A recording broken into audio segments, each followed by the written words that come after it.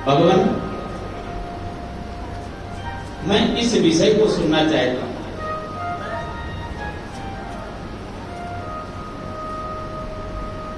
आज बड़े प्रेम से सुखदेव जी महाराज ने सुनाना प्रारंभ किया और विदुर जी महाराज को मैत्रेय ऋषि ने यही प्रसंग सुनाया है और सूत जी महाराज ने यही प्रसंग सोनकादि 88,000 ऋषियों को सुनाया और सद्गुरुदेव भगवान के पावन चरणों में बैठ करके हम आपको यही प्रसंग सुना रहे हैं। बोलो राधे राधे।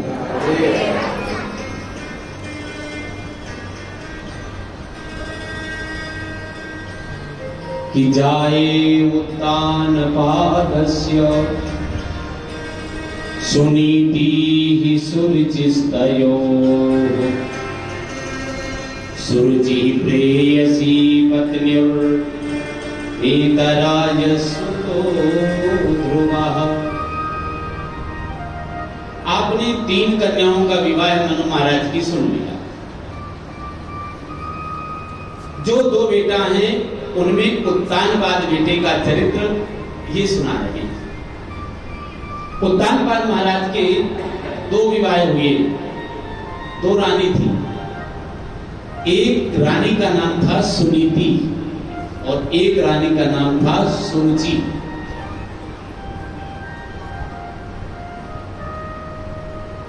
सुनीति मैया का जो लाला था उसका नाम था ध्रुव और जो सुरुचि मैया का लाला था उसका नाम था उत्तम। अब थोड़ा शब्दों में विचार करना, ये एक महाराज उत्तानपाद की कथा है, लेकिन भागवतकार कहते हैं इस संसार में जितने भी जीव हैं सब उत्तानपाद हैं।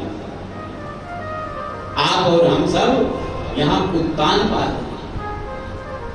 मैया के गर्भ में 9 महीने उल्टे पैरों से होकर के लटके रहे तो हम और आप सब उत्तानपाद हैं। और जब जन्म होता है किसी बालक का तो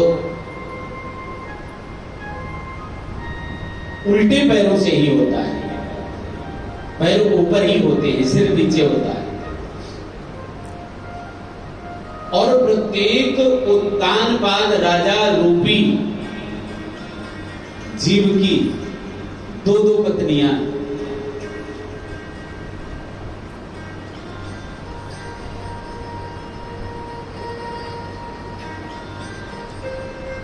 कौन कौन सी हैं? बोली यही सुमति और कुमति। श्री रामचरितमानस में बहुत सुंदर गोसाई जी ने निवेदन किया है, सुमति कुमति सबके उर राही। सुमति और कुमति सबके हृदय में रहती है, किसी से अलग नहीं। अब सुमति जो सुनीति है तो सुनीति से सु हटा दे तो क्या बचेगा? नीति। और सुरुचि से सु हटा दिया जाए तो क्या बचेगा? रुचि।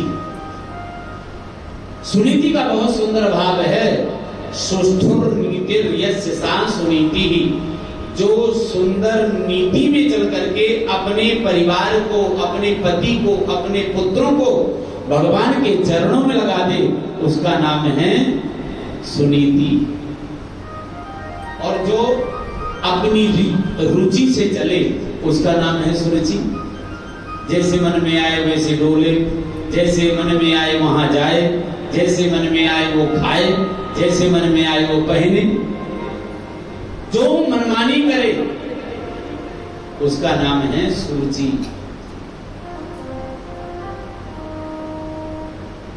तो आज मैत्रेय ऋषि सुनाते हैं विदुर जी महाराज को कि सुरुचि ही प्रेयसी पत्नी। महाराज उत्तानपाद के 2 रानियां होते हुए भी जो छोटी रानी थी सुरुचि, उससे ज्यादा प्रेम करते थे।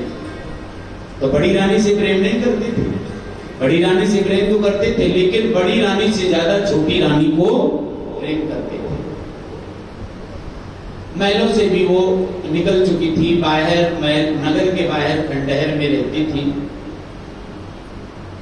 एक लाला गलियों में बालकों के साथ में खेल रहा है और जो सुरुचि का लाला है उस लाला को महाराज गोदी में लेकर के लाड़ प्यार करते हैं और सिंहासन में बैठ करके और राजसी सुख प्रदान कर रहे हैं।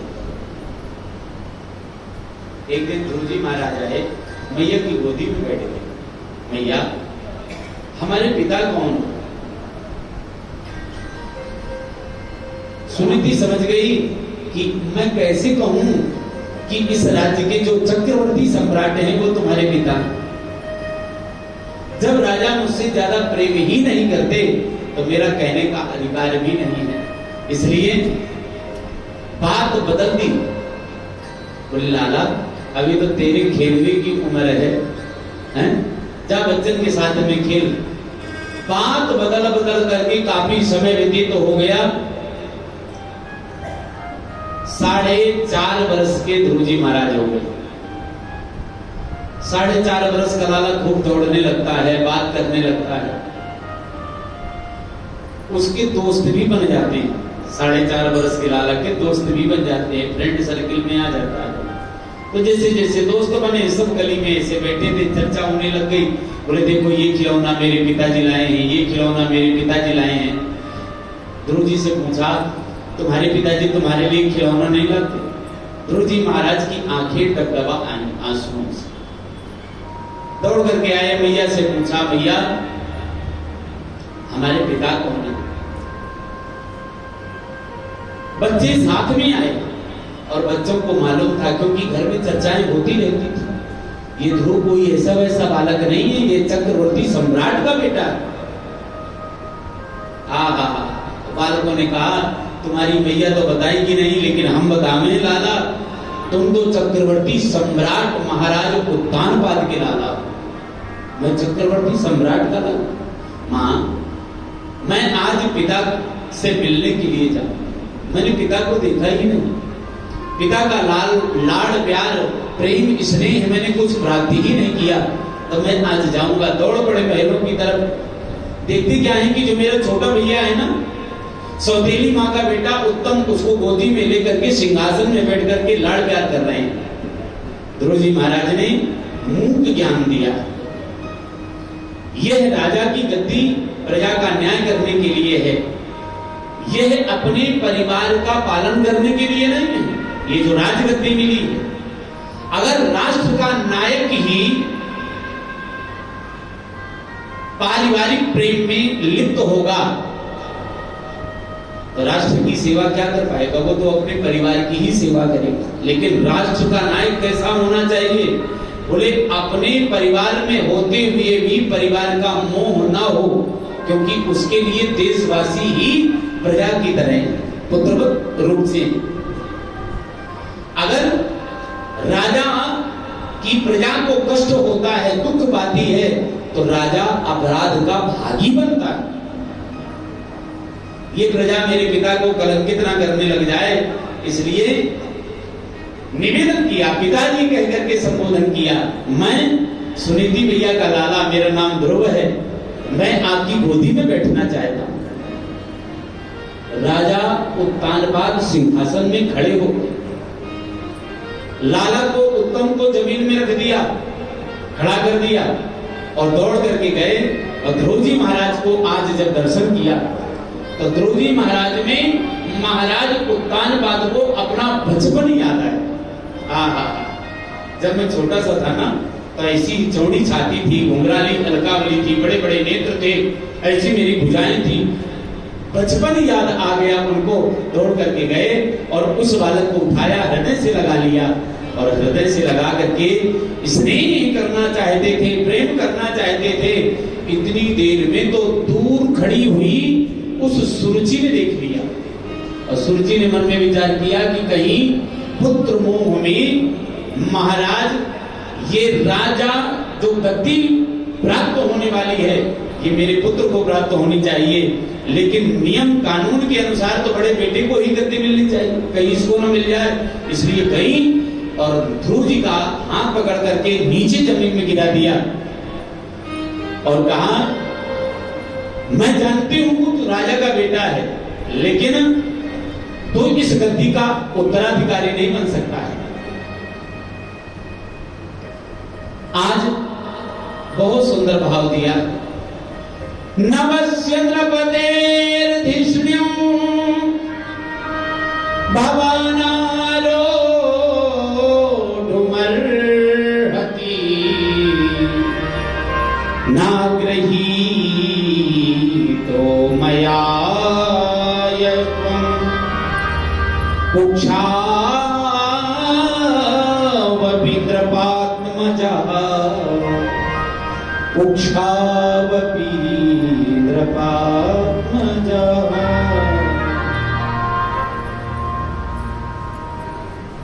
तूने दूसरी स्त्री के गर्भ से जन्म लिया है, इसलिए इस गद्दी का उत्तराधिकारी नहीं बन सकता, पिता की गोदी प्राप्त नहीं कर सकता। तूने मेरे गर्भ से जन्म नहीं लिया।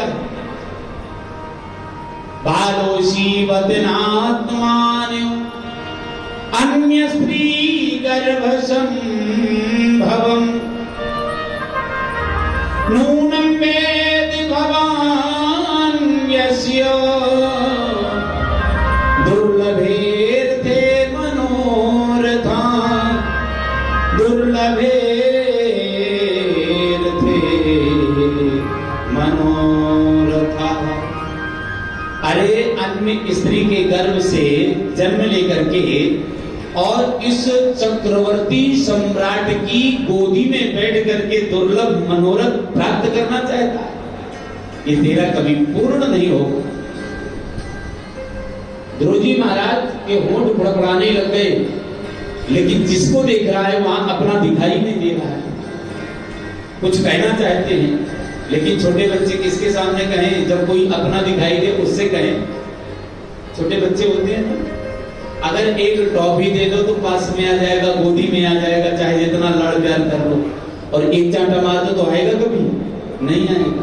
उसको चाहे जितना बुलाओ, सोने की गिन्नियां दो, नहीं आएगा। क्यों? जानता है कि खतरनाक है, विश्वासघाती है, इसके पास में पहुंचते ही चाटा गाल पे लगा देता, नहीं आएगा। ध्रुव जी महाराज बोलना चाहते हैं, लेकिन होंठ कंपायमान होने लगते हैं, आंखों में आंसू तो हैं लेकिन गिर नहीं रहे हैं। क्यों? अपना कोई दिखाई दे तो रोते। अगर तू इस दुर्लभ मनोरथ को चाहता है तो एक काम कर, तपसाराध्य पुरुषम तस्यैवानुग्रहेण मे गर्भे तुम साधयात्मानं यदीच्छसि द्रपासनम्। अगर तुम इस दुर्लभ मनोरथ पद को प्राप्त करना चाहते हो तो एक काम करो। कौन सा काम? बोले तपस्या करो, वन में जाकर के तपस्या करना। तपस्या करने के बाद में जब अनुग्रह करे परमात्मा, तो जब परमात्मा वरदान देने के लिए आ जाए तो वरदान में केवल एक ही बात मानना कि मैं मर जाऊं, और मरने के बाद मेरा दूसरा जन्म हो, और जब तुम मेरी कोख से जन्म लेकर के आएगा तो इस गद्दी का उत्तराधिकारी बन जाएगा। यहां पर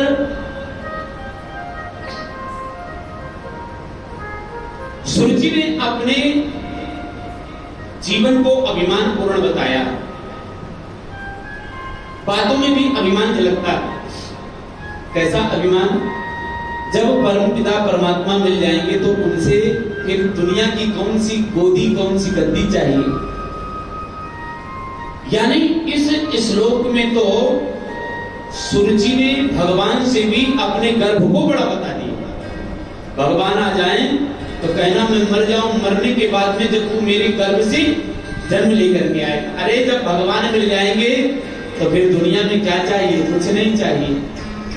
लेकिन आज ध्रुवजी महाराज सुन करके वहां से दौड़ पड़े हैं, हिरपियां लेकर के रोते हुए आए, मैया की गोदी में बैठ गए। मैया आज सौतेली माँ ने मारे हो। क्या कहा है? आंखों में आंसू आ गए, कंठ अवरुद्ध हो गया। मातुः सपत्न्या सदुर विविधः स्वसन्नुषा दण्डहतो यथा हित्वामि सन्तं पितरं सन्नवाचं जगाम मातुः प्ररुदं सकाशम्। यथा दण्डहतो यथा ही, यथा अहि, अहि माने सर्प। जिस प्रकार सांप को एक डंडा पड़ जाए लेकिन मरे ना, थोड़ा सा लग जाए तो सांप क्या करता है, फुसकारने लगता है। उसी तरह से जिस तरह से दंड प्राप्त करने के बाद में सांप फुसकारता है, ऐसे ही आज स्थिति ध्रुवजी महाराज की हो गई है, कंठ अवरुद्ध हो गया है। आज बालक के माथे में अपना शीश, अपना हाथ घुमाया है। बेटा बता तो सही, तुझे क्या हुआ? बोले भैया आज मौसी ने मारा। क्यों? बोले उन्होंने कहा है कि तुम पिता की गोदी नहीं प्राप्त कर सकते। कब तक? बोले तूने अन्य स्त्री के गर्भ से जन्म लिया है। अगर तुम वन में जाओ, तपस्या करो, भगवान मिल जाएं और वरदान में मांगो कि मैं मर जाऊं, मरने के बाद में जब तू मेरी कोख से जन्म लेकर के आएगा तो इस गद्दी का उत्तराधिकारी बन जाए। सुनीति भैया की आंखों में आंसू छलकता है। सुनीति भैया ने मन में विचार किया, मेरे बेटे का बहुत छोटा जीवन है, अभी 4.5 वर्ष का है। अगर आज सौतेली मां के शब्दों में मैंने संग दे दिया, साथ दे दिया, तो मेरे बेटे के जीवन में विद्वेष का बीज उत्पन्न हो जाएगा। इसलिए नीति से चल करके उस सुनीति भैया ने अपने लाला को कैसे समझाया। बोले लाला, जीवन में सत्य का मार्ग कभी न छोड़ना।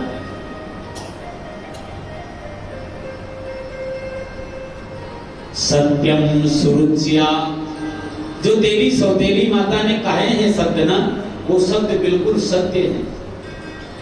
बेटा तुम पिता की गोदी में बैठना चाहते हो, लेकिन तुम्हारी सौतेली मैया तो परम पिता परमेश्वर की गोदी में बैठाना चाहती है। उसने तुमको जीवन का सद्मार्ग दिखाया है। वन में जाकर के भगवान की आराधना कर बेटा। लेकिन मुझे इस बात का दुख नहीं है, दुख तो इस बात का है कि आपको अभागिनी कहा है, इसलिए मुझको दुख हो रहा।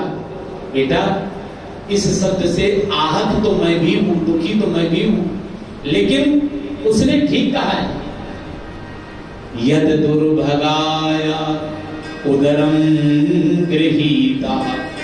मुझ दुर्भगा के उधर से तूने जन्म लेकर के उस पिता की गोदी तो नहीं प्राप्त की, लेकिन मेरा आशीर्वाद है कि सौतेली मां ने जो तुझे मार्ग दिखाया है उसमें तुझको परम पिता की गोदी अवश्य मिलेगी। जीवन में वही सच्चा अपना संबंधी है, सगा है, जिन्होंने भगवान के मार्ग में सुझाव देकर के आगे बढ़ा दिया। प्रेम से बोलो राधे राधे।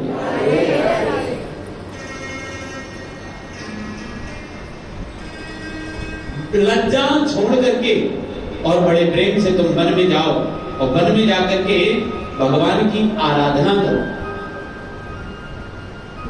तथा मनुर्वो भगवान पितामहो, जो तुम्हारे पितामह मनु महाराज थे, उन्होंने भी तपस्या करके भगवान की गोदी प्राप्त की थी। इसलिए तुमको गोदी मिलना कोई आश्चर्य नहीं। तुम्हारे अंदर वो संस्कार हैं, भगवान तुम्हें दर्शन देने जरूर आएंगे। मैया मुझे भगवान मिल जाएंगे? बोले बिल्कुल मिल जाएंगे। ठीक है माँ, आज माँ को प्रणाम किया है और माँ को प्रणाम करके आज भजन की तीव्र लालसा से ध्रुवजी महाराज घनघोर जंगल की तरफ चल पड़ेंगे। घनघोर जंगल जहां केवल वृक्ष ही वृक्ष हैं, झाड़ियां ही झाड़ियां हैं और कुछ दिखाई नहीं दे रहा। नारद जी महाराज ने मन में विचार किया, भगवान की आराधना करने के लिए जा रहा है, इसलिए नारद जी महाराज जिस पगडंडी से वो ध्रुव जी महाराज आ रहे थे, सामने से आकर के खड़े हो गए, नारायण नारायण नारायण नारायण। जैसे ही नारद जी को देखा, संत वेश देखा, तो तुरंत डंडे की तरह गिर करके जमीन में प्रणाम किया। बाबा प्रणाम। बेटा कहाँ घनघोर जंगल में जा रहे हो? श्री ध्रुव जी महाराज ने नारद जी बाबा को पूरी अपनी बात बताई। नारद जी ने कहा, अहो तेजा क्षत्रियाणाम मान भंगम मनुष्यता। छोटी सी बात को लेकर के इस छोटे से बालक के हृदय में इतनी वेदना हुई कि ये आराधना करने के लिए वन में जा रहा है। बालोप्ययम हृदय, ये छोटा सा बालक है, कहीं ऐसा तो नहीं है कि इसके अंदर मरकट बैराग आया हो, थोड़ी देर के लिए बैरागी बन रहा हो। मैं इसकी परीक्षा तो ले लूं, सच्चा बैरागी है कि थोड़ा सा बैरागी। कुछ लोग मरकट बैरागी होते हैं, घर में हुई खटपट तो कह देते हैं चल बाबा के मठ पर, अब वहीं मंजीरा बजाएंगे, राधे राधे गाएंगे, तो रोटी खाएंगे, वहीं सेवा करेंगे। नहीं, तीव्र किसका मरकट वैराग्य नहीं है, तीव्र वैराग्य है। बोले बेटा तुम लौट जाओ, तुम्हारी छोटी सी उम्र है, छोटी सी उम्र में भगवान को क्या प्राप्त करोगे? न जाने ऋषि मुनि कितने हजारों वर्षों तक तपस्या करके, पंचाग्नि में तप करके, जल में खड़े होकर के तपस्या करते हैं, तब जा करके भगवान मिलते हैं। तुम्हें मिल जाएंगे भगवान? बोले मेरी भैया ने कहा है तुमको मिलेंगे राम, अवश्य मिलेंगे। बाबा आपने मुझे तो पूछ लिया, मैंने बता दिया कि मैं सुनीति भैया का लाला ध्रुव हूं, लेकिन बाबा आप कौन हैं? नारद जी महाराज ने कहा मेरा नाम नारद है, आपका नाम नारद है, तो मुझे भगवान जरूर मिलेंगे। मेरी भैया हमेशा हमको सुनाती, जिसको जीवन में एक बार नारद मिल गया है उसको भगवान का दर्शन जरूर हुआ है। अब मुझे भगवान के दर्शन से कोई हटा नहीं सकता है, जरूर मिलेगा। नारद जी ने जान लिया कि ये बेटा अधिकारी है, बच्चा है, लेकिन इसका हृदय सच्चा है। जो अभी अधिकारी जाना है उसको ओम नमो भगवते वासुदेवाय द्वादशाक्षर मंत्र दान दे दिया। जब उत्तम पिता को उत्तम पुत्र की प्राप्ति हो जाती है तो पिता का हृदय गदगद हो जाता है, और जब उत्तम गुरु को उत्तम शिष्य की प्राप्ति हो जाती है तो गुरु का हृदय गदगद हो जाता है। बोलिए सद्गुरुदेव भगवान की जय। बेटा तुमने गुरु बनाया है? बाबा मैं इस संबंध में कुछ जानता नहीं हूं। नारद जी ने गुरु शब्द की महिमा का बहुत सुंदर बखान किया। ध्रुव जी महाराज बोले तो बाबा आप ही गुरु बन जाओ, आप ही बन जाओ। नारद जी ने कहा ठीक है तुम जाओगे, लेकिन बाबा एक बात बताओ, मान लो मैंने भगवान को तो कभी देखा नहीं, भगवान आकर के खड़े भी हो जाएं मेरे सामने और वो कहें कि मैं भगवान हूं, तो मैं कैसे जानूंगा, कैसे मानूंगा कि वो भगवान? बोले वो भगवान मकराकृत कुंडल, मोर मुकुट धारण किए हुए, पीतांबर धारी, शंख चक्र गदा पद्म धारण किए हुए, गरुड़ में बैठे हुए गोविंद भगवान का तुम्हें दर्शन होगा। बोले गुरुजी अगर मैं नहीं समझ पाया तो? बोले चिंता मत करना, मैं तो हूं, मैं आ जाऊंगा, मैं बता दूंगा कि यही भगवान है, तब तो मान जाओगे। बोले हाँ तब मान जाऊंगा। 4.5 वर्ष के ध्रुव जी महाराज गुरु के चरणों में साष्टांग वंदना की है। सुनो सुनो बेटा, इस मंत्र को कैसे जपना है, तो आज जपने की विधि बताई। ओम नमो भगवते वासुदेवाय मंत्रेणानेन देवस्य कुर्यात् द्रव्यमयीं बुधः सपर्यां विविधैर्द्रव्यैः देश काल विभाग विदो। देश काल की परिस्थिति के अनुसार भगवान का भजन, भगवान का नाम जप करना चाहिए। गुरुदेव की आज्ञा है कि प्रतिदिन माला जपनी चाहिए, नाम सुमिरन करना चाहिए, लेकिन ट्रेन में चले जा रहे हैं, स्नान भी नहीं किया है तो बोले सीताराम सीताराम खूब जपो। लेकिन ओंकार से जो सहित मंत्र है उसको आसन में ही बैठ करके जपो। प्रेम से बोलो राधे राधे। बोलो कितना एकांत में जपना है। बोले अनेक प्रकार के द्रव्य अगर ठाकुर जी ने आपको दिए हैं तो अनेक प्रकार के द्रव्यों से भगवान की अर्चना वंदना करके और जप करना चाहिए। लेकिन जप्यश्चा परमो गुह्यः, जो नाम जप है परम एकांत में जपना चाहिए, सबके सामने नहीं जपना चाहिए। अपने जो पाप हैं, अपने जो दोष हैं, सबको बताना चाहिए, और जो अपना किया गया पुण्य है, सत्कर्म है, वो किसी से नहीं बताना चाहिए। बोलो राधे राधे। और है उल्टा, जो हम दोष करते हैं, जो हम पाप करते हैं, तो वो छुपा लेते हैं, ऐसे ढक लेते हैं, कोई समझ ना पाए, कोई देख ना पाए। और अगर हमने 10-20 लाख रुपए कहीं दान दिए हैं तो कैसे करते हैं? और सबको बता करके करते हैं। बोलिए सद्गुरुदेव भगवान की जय। पूजनीया दीदी माता की जय। जय गुरुदेव जय जय गुरुदेव जय गुरुदेव जय गुरुदेव जय गुरुदेव जय जय गुरुदेव जय गुरुदेव जय गुरुदेव जय गुरुदेव जय जय गुरुदेव जय गुरुदेव जय जय गुरुदेव जय गुरुदेव जय जय गुरुदेव जय गुरुदेव जय जय गुरुदेव जय गुरुदेव जय गुरुदेव जय गुरुदेव जय जय गुरुदेव जय गुरुदेव जय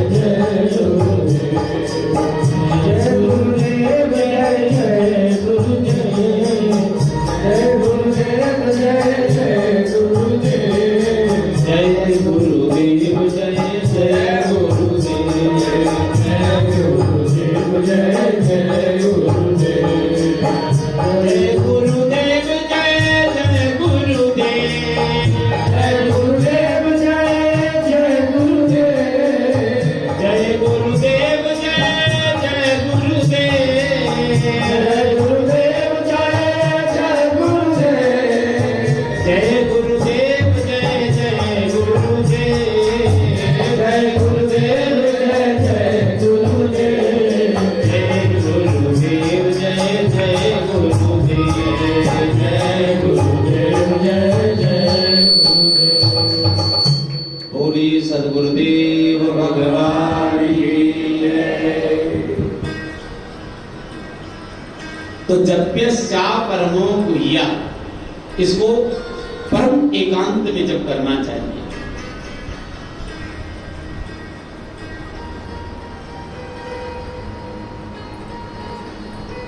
कितना श्रूयताम में नृपात्मजा, ए राजा के बेटे नृप आत्मजा, श्रूयताम सुनो, यम सप्त रात्रम प्रपठन पुमान पश्यत खेचरा, 7 रात्रियों में जो इसका जप करता है वो जो आकाश में गगन मंडल में उड़ने वाले खेचर हैं उनका वो सिद्धों का दर्शन कर लेता है। मंत्रों में बहुत शक्ति है।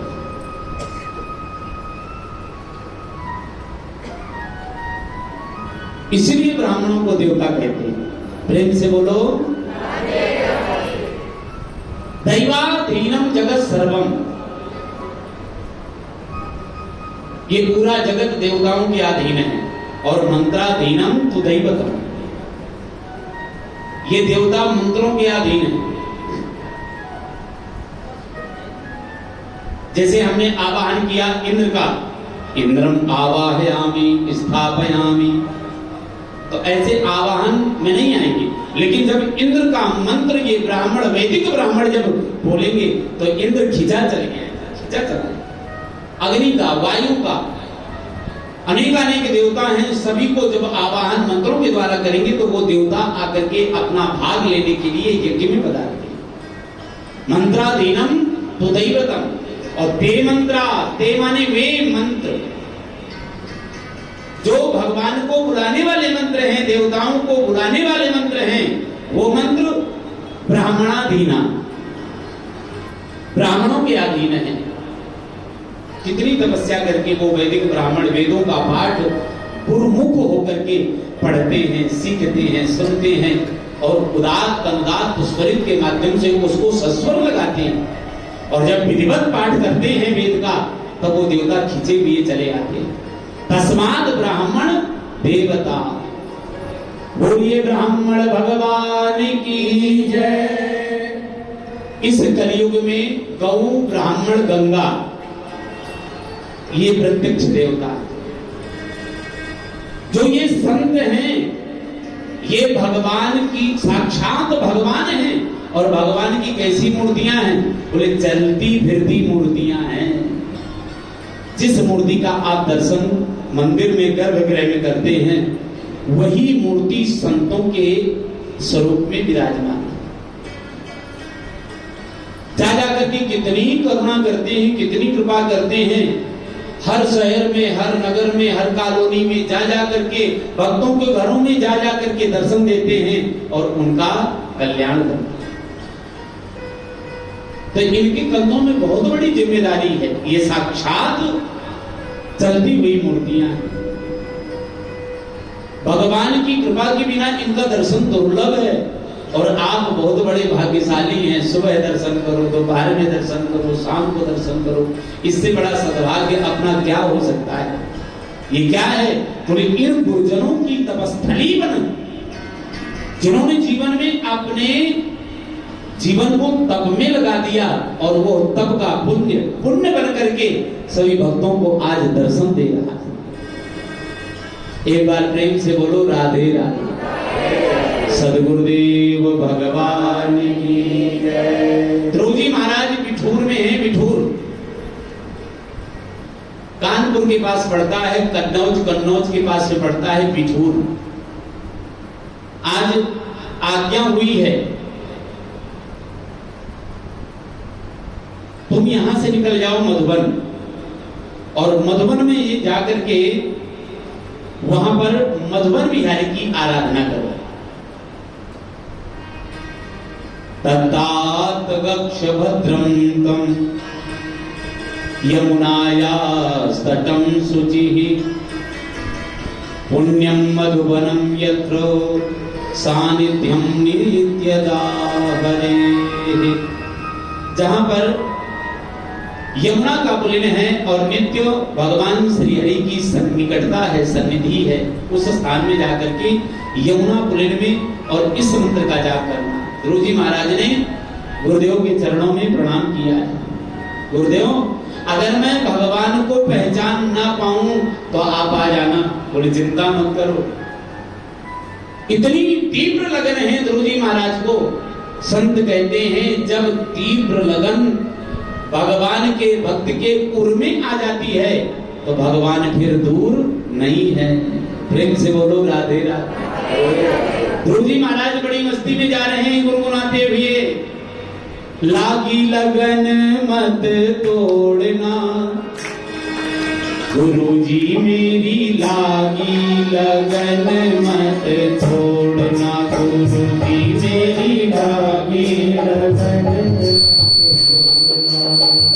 लागी लगन मत तोड़ना हो, लागी लगन मत तोड़ना गुरुजी मेरी, लागी लगन मत छोड़ना गुरुजी मेरी, लागी लगन मत छोड़ना।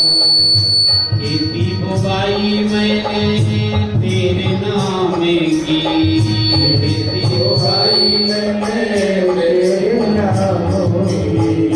खेती बुवाई मैंने तेरे नाम की, खेती बुवाई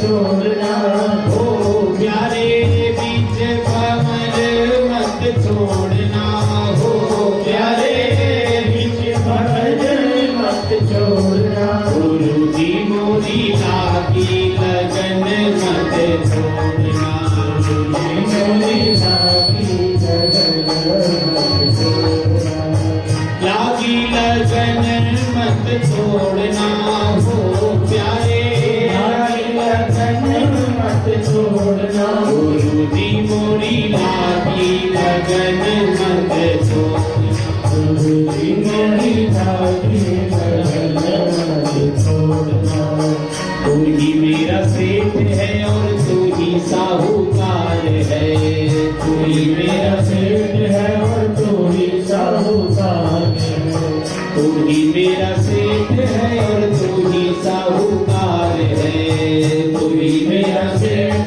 है और तू ही साहूकार है, तू ही मेरा सेठ है और तू ही साहूकार है, तू ही मेरा सेठ है और तू ही साहूकार है, ब्याज पे ब्याज मत जोड़ना, हो प्यारे ब्याज पे ब्याज मत जोड़ना, गुरु जी मेरी लागी लगन मत छोड़ना, गुरु जी मेरी लागी लगन मत छोड़ना, लागी लगन मत छोड़ना, हो प्यारे लागी लगन मत छोड़ना, गुरु जी मोरी लागी लगन मत छोड़ना, मेरी लागी लगन मत छोड़ना, गुरु जी मेरी लागी लगन मत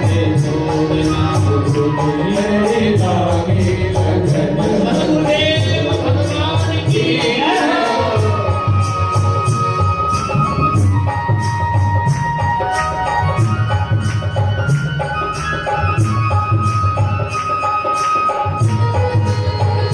दोनों हाथों से ताली बजाते हुए बड़े भाव से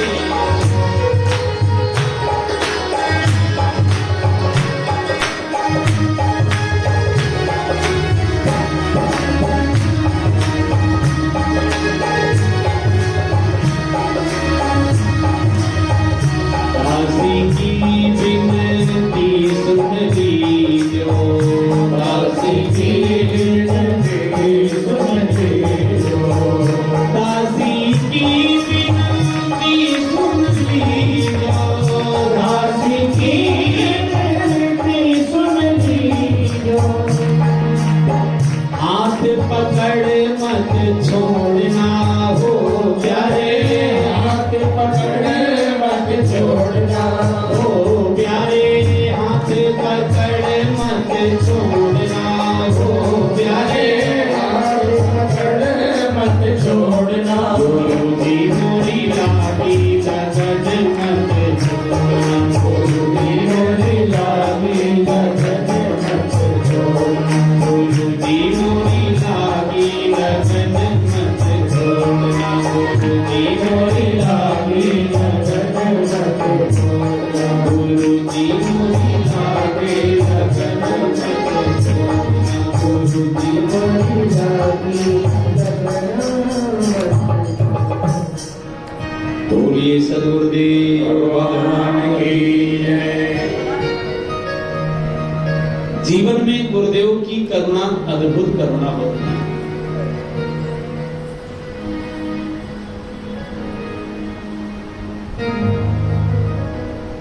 स्वामी विवेकानंद एक बार विदेश की यात्रा में गए और वहां उनको गीता जी में भाषण देना था, बोलना था। तो जब मंच में खड़े हुए और बोलने लग गए तो एक चित्रकार ने, धारा प्रवाह बोलते थे स्वामी जी, तो एक चित्रकार ने सुंदर चित्र बनाया और चित्र बनाने के बाद में जैसा उस चित्रकार ने दर्शन किया वैसा ही चित्र बना दिया। स्वामी जी का जब भाषण पूरा हुआ और जब प्रवचन पूरे हुए तो आज स्वामी जी के पास में वो कागज लेकर के गया जिसमें चित्र बना हुआ। और जैसे ही चित्र को दिखाया तो स्वामी जी ने देखा कि मेरे पीछे से कोई ऐसे हाथ किए हुए है, मेरे सिर पर किसी का वरद हस्त है। तो चित्रकार को बुला करके पूछा, भैया ये तो मैं खड़ा हूं, मैंने देख लिया, लेकिन ये मेरे पीछे ये हाथ उठाए कौन है? बोले ये तो आप ही बता सकते हैं, जैसा मैंने दर्शन किया है वैसा मैंने चित्र बना दिया। तात्पर्य सच्चा समर्पण है गुरु के चरणों में, तो शिष्य चाहे जहां चला जाए उस शिष्य की परछाई बन करके गुरु हमेशा कृपा के रूप में संग चलता है, दूर नहीं रहता, संग चलता है। आज ध्रुव जी महाराज नारद जी महाराज के चरण कमलों का आश्रय लेकर के पहुंच गए हैं मधुबन। बोलिए मधुबन बिहारी भगवान की जय। यमुना में स्नान किया है और पान किया है, और इसके बाद में नाम जब प्रारंभ कर देते हैं, पहला महीना प्रारंभ होगा तो त्रिरात्रांते त्रिरात्रांते कपित्थ बदरासन आत्मवृत्त्यनुसारेण मासं निन्येर्चयन् हरिम्। पहला महीना प्रारंभ होगा तो तीन दिन के अंतराल में कैथा जानते हैं, गोला गोला सा सफेद सफेद होता है, उस कैथा की चटनी भी बनती है। पवित्र जम्बो फल चारो भक्षण गणेश जी महाराज के लिए निवेदन किया है। तो कैथा और बेर के फल खा करके भगवान का ये नाम जप कर रहे हैं, भजन कर रहे हैं। तीन दिन के अंतराल में, प्रतिदिन नहीं, 3 दिन बाद पहला महीना विश्राम हुआ, दूसरा महीना प्रारंभ होगा। यमुना में स्नान किया है, जलपान किया है, फिर से प्रारंभ किया है जब को तो द्वितीयं चा तथा मासं षष्ठेर्भको दिने तृणपर्णादिभिः श्रीर्णैः कृतान्योऽभ्यर्चय विभुम्। दूसरे महीने में 6 दिन के अंदर, 6 दिन बाद अब जो हरे तिनके हैं, हरे पत्ते हैं, उनको नहीं तोड़ते। जो पेड़ से पत्ते गिर जाते हैं और जो घास सूखी हुई है उसको खा करके भगवान का आराधन करते हैं, भजन करते हैं। तीसरा महीना प्रारंभ हुआ तृतीयं चानयन मासं नवमे हनी अभक्ष उत्तम श्लोक मुबाधावसमाधिना। तीसरा महीना प्रारंभ हुआ तो 9 दिन के अंदर केवल जल पी करके समाधि योग के द्वारा हरि की आराधना कर रहे हैं। चौथा महीना प्रारंभ हुआ चतुर्थमपि वै मासं द्वादशे हनि। चौथे महीने में 12 दिन के बाद क्या खाते हैं? अब सब कुछ खाना पीना बंद कर दिया, केवल वायु पी करके भगवान का आराधन करते हैं। 5वां महीना प्रारंभ होगा तो अपने श्वास को जीत लिया। पंचमी मासनु प्राप्ते जिता श्वासो नृपात्मजः ध्यायन् ब्रह्म पदैकेन तस्थौ स्थाणुरिवाचलः। 5वें महीने में बाएं पैर के अंगूठे में खड़े होकर के दोनों हाथ ऊपर की तरफ करके और आपने उस प्राण को ब्रह्मरंध्र में अवस्थित कर लिया है और भगवान का आराधन कर रहे हैं। ओम नमो भगवते वासुदेवाय। इतनी तीव्र भक्ति योग के द्वारा ये आराधन हो रहा है कि यह आवाज पहुंच गई नारायण के पास। तीनों लोगों में हाहाकार मच गया। सभी की प्राणवायु बंद हो गई, सभी देवता कैलाश में गए, कैलाश से शिव जी को संग में लेकर के ब्रह्मा जी के पास में गए, ब्रह्मा जी नारायण जी के पास में गए, नारायण मुस्कुराने लग गए, बोले तो चिंता मत करो, मेरा एक 5 वर्ष का बहुत छोटा सा भक्त है, उसने प्राणवायु को ब्रह्मरंध्र में एकत्रित कर लिया है, स्थित कर लिया है और त्रैलोक्य की प्राणवायु को संचार बंद कर दिया। मैं अनेक अवतार धारण करता हूं, अपने भक्तों को दर्शन देने जाता हूं, लेकिन मधोर वनम भक्त दिदीक्षयागता, मैं मधुबन जाऊंगा और अपने 5 वर्ष के बालक ध्रुव को दर्शन देने नहीं, अपने भक्त के दर्शन करने जाऊंगा। बोलिए वृंदावन बिहारी लाल की जय। ध्रुव जी महाराज के लिए कहा है कि उसको तब करने दो, आप अपने अपने धाम चले जाओ, लोक में चले जाओ। भगवान ने कितनी बड़ी कृपा की।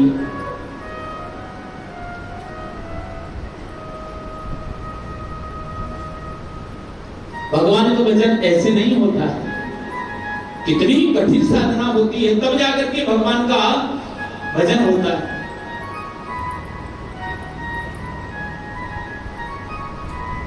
सदगुरुदेव भगवान ने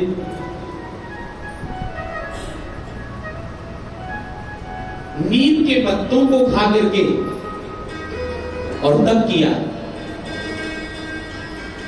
और जिस नीम के नीचे किया उसके पत्ते आज भी मीठे मीठे लगते हैं। प्रेम से बोलो राधे। ये तप का प्रभाव है। ऐसी ऐसी तपस्थलियां जहां निर्जन में आज मंगल मंगल कर दिया है, वहां वीरानों में आज मस्ती आ रही है। ये क्या है? बोले तप की साधना, तपस्या। ये जीवन की तपस्या है। और तपस्या जब फलीभूत हुई तो आज देखिए कितना सुंदर ये बगीचा लगा दिया है, कितने सुंदर सुंदर रंग बिरंगे ये गुरु दरबार में सुंदर सुंदर पुष्प खिले हुए हैं। ये सब तपस्या का प्रभाव है। एक संत ने केला को देखा, केला को देख करके जैसे उसकी छिलके उतारे तो संत भगवान के नेत्रों में आंसू आ गए। किसी ने पूछा क्यों आप महाराज जी रो रहे हैं? बोले रो इसलिए नहीं रहा। बोले मीठा नहीं है क्या? बोले नहीं मीठा भी है। बोले फिर आपको 2-4 केले मिलने चाहिए? बोले नहीं, कम ज्यादा की बात नहीं है। बोले फिर बात क्या है? बोले वो परमात्मा, वो करुणा निधान, कितनी करुणा हम भक्तों के ऊपर बरसाता है। ये भक्त मेरा भजन करेगा, ओम नमो भगवते वासुदेवाय, ओम नमो भगवते वासुदेवाय। इसके बाद में इसको चूल्हा फूंकना पड़ेगा, अग्नि जलाना पड़ेगा, धुआं इसकी आंखों में लगेगा। तो उसने कृपा करके ये सुंदर हलवा बना करके पैकिंग करके देखो वृक्षों में लटका दिया है।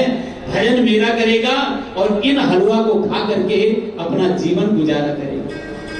कितनी बड़ी कृपा की है उस परमात्मा ने, कितने सुंदर सुंदर फल दे दिए हैं।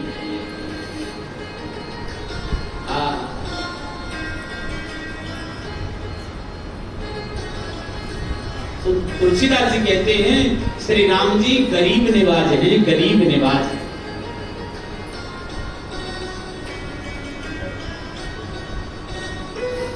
इतने फल बना दिए हैं, जो फल मन में भावे वही फल खाओ, भगवान का भजन करो। बोले महाराज आप भजन की बात करते हैं, हमने तो व्रतों को अपने अनुसार ढाल दिया है। जिस दिन व्रत होता है ना, अब देखो कल व्रत है ना, तो देखो कैसी सुंदर व्यवस्था है। व्रतों में व्रत का नियम क्या होता है, व्रत का एक दायरा क्या होता है कि व्रत में उपवास करते हैं, उसी को उपवास कहते हैं ना, उपवास। बोले आओ आज कड़ी बनी है ले लो। बोले ना ना ना, हमारा तो आज उपवास है। उप माने समीप और वास माने रहना। जिस दिन जिस देवता का उपवास करो, व्रत करो, उस दिन उस देवता के चरणों में बैठ करके भजन कीर्तन कथा सुननी चाहिए। बोलो राधे। उसको हमने अपने भाव से बदल दिया और बहू से कह दिया सुन रही हो कल जन्माष्टमी है, कल थोड़ा सा चिप्स भी आलू की बना लेना, सिंघाड़े की आटे की पकौड़ी भी थोड़ा उतार लेना है? और आलू थोड़ा उबाल करके फ्राई भी कर लेना, और राम रस भी हमने अपने निकाल लिया, बोले ये व्रत वाला नमक है। बोलो राधे राधे। कितनी सुविधा के अनुसार हम अपने जीवन को ढाल लेते हैं और जैसे मन आए वैसे व्रत कर लेते हैं। लेकिन भजन के लिए कोई कहे आओ भैया बैठकर भजन कर ये भजन ही ना हो, भजन ही नहीं होता। और वास्तव में भजन करने के लिए बैठो आप तो नींद आने लगती है। विद्यार्थी पढ़ाई करने के लिए बैठते हैं तो नींद आने लगती है। क्यों? उनको लक्ष्य की प्राप्ति ना हो, इसलिए निद्रा देवी भी परेशान करती है। इसलिए तुलसीदास जी कहते हैं भगवान गरीब निवाजे हैं। सोना कितना महंगा है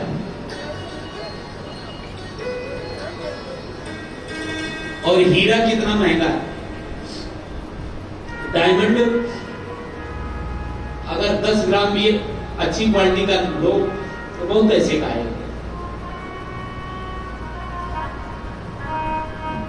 क्या सुंदर भाव है, मणि माणिक महंगे किए। ध्यान देना, कितने गरीब निवाज हैं भगवान कि मणि माणिक महंगे किए। तो सस्ता क्या किया? सस्ते तृण फल नाज। सस्ता किया गायों के लिए तिनका चारा घास, और आपके हमारे लिए अनाज और फल। 1 कैरेट का डायमंड लाखों रुपए का मिलता है, और 1 कैरेट गेहूं अगर 1 लाख रुपए का कर दिया जाता तो क्या पेट भरता? बोलो राधे राधे।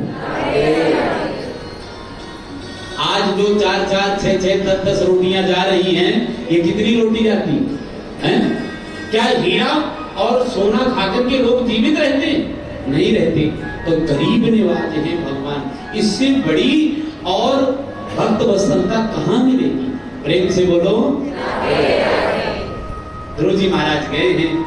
आज भगवान श्री हरि अवतार धारण करने वाले हैं। गरुड़ में वो बैठ करके गोविंद भगवान आ रहे हैं। गरुड़ गोविंद। गरुड़ जब चलता है तो गरुड़ के पंखों से साम वेद की ध्वनि निकलती है। भगवान जहां रहते हैं वहां वेद ध्वनि होती रहती है। भगवान 2 जगह रहते हैं, या तो गरुड़ के ऊपर और या तो शेष के ऊपर। शेष सैया में रहती है। जब गरुड़ के ऊपर रहते हैं तो जब पंख चलते हैं तो उनके पंखों से चलने पर वेद की ध्वनि आती है, और जब वो शेष सैया में रहते हैं तो शेष के मुंह से वेद की ध्वनि निकलती है। इसलिए आचार्यों ने एक कलयुग में व्यवस्था कर दी। कैसी व्यवस्था की है? आपके हमारे घरों में पूजा होती है ना, लोग घर घर पूजा तो जरूर करेंगे। होती है ना, कोई लड्डू गोपाल रखे है, कोई गुरु महाराज का चित्रपट रखे, सबके घरों में पूजा होती है। और सबके घरों में वो घंटी होती है। आपने दर्शन किए? तो घंटी में 2 चिन्ह होते हैं। ये आचार्यों की व्यवस्था है। कौन कौन से चिन्ह? बोले, एक घंटी में चिन्ह होता है गरुड़ का। घंटी बजाने मात्र से वेद की ध्वनि का बोध हो जाता है परमात्मा को। और दूसरा चिन्ह होता है शेष का। और कुछ लोग फैंसी होते हैं। फैंसी वो कैसे होते हैं? बोले कोई चिन्ह नहीं होता। बोले ऐसे लाना कि जो बड़ी अच्छी लगे, उसमें कोई चिन्ह ना हो। वो पूजा वाली घंटी नहीं है, वो खतरे की घंटी है। बोलो राधे राधे। जिस घंटी में गरुड़ का चिन्ह नहीं है, जिस घंटी में शेष का चिन्ह नहीं है, वो काय की घंटी है? खतरे की घंटी है।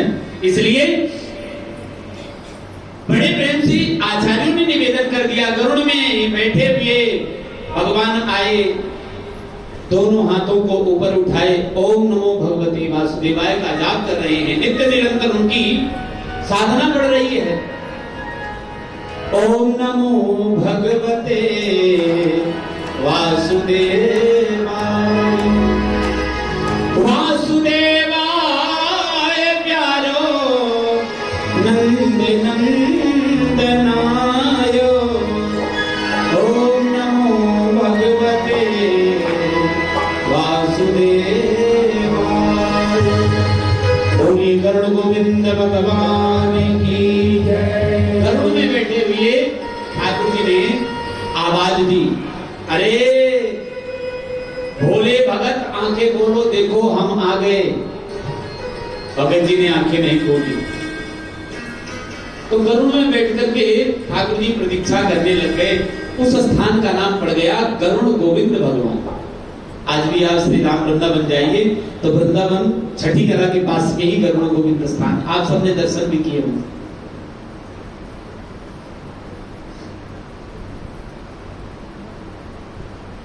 नारद जी ने जब देखा कि भगवान आ गए, लेकिन ये भगत ऐसा ही कि नेत्र ही ना खोल रहे हो, दौड़े दौड़े गुरु जी आए, हिलाया डुलाया, भक्त ने आंखें खोली। गुरु जी क्या बात है? अरे गुरु जी के बच्चे वो आ गए हैं, जल्दी कर। मैं कैसे करूं, छोटे छोटे तो मेरे हाथ हैं, मैं जानू कछू ना। बोले चिंता मत करो, छोटा सा केले का पत्ता लेकर के आए, दोना बना लिया, जमुना जल भर करके रख लिया, एक दोना बना करके पत्ता उसमें मीठे बेर रख लिए, एक दोना बना करके पत्ता उसमें ही फूलों का रस रख लिया। जब मेरे प्रभु आएंगे उनके माथे में टीका कर दूंगा। नारद जी ने जाकर के बताया, चलिए उन्होंने आंख खोल ली और जैसे ही गरुड़ में बैठ करके श्री गोविंद आए हैं, ध्रुव जी ने देखा तो देखते रह गए भगवान कितने सुंदर है। और एक बार ये नेत्रों में अगर दिखाई पड़ जाए, बस नेत्र हटते नहीं भर भर करके नेत्र देखते रहो, मन भरता ही नहीं।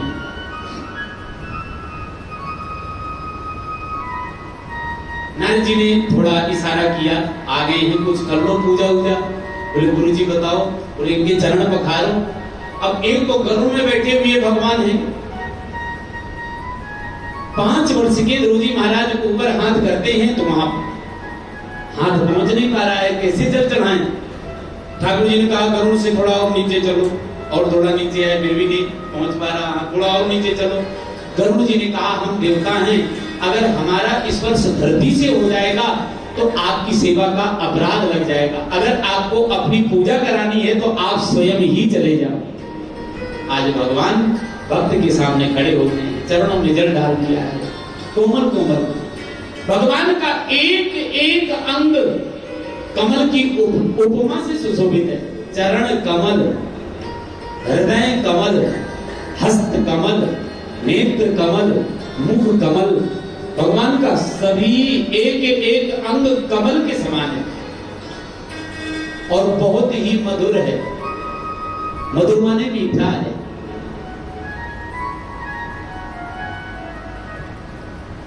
अधरम मधुरम वदनम मधुरम हृदयम मधुरम गमनम।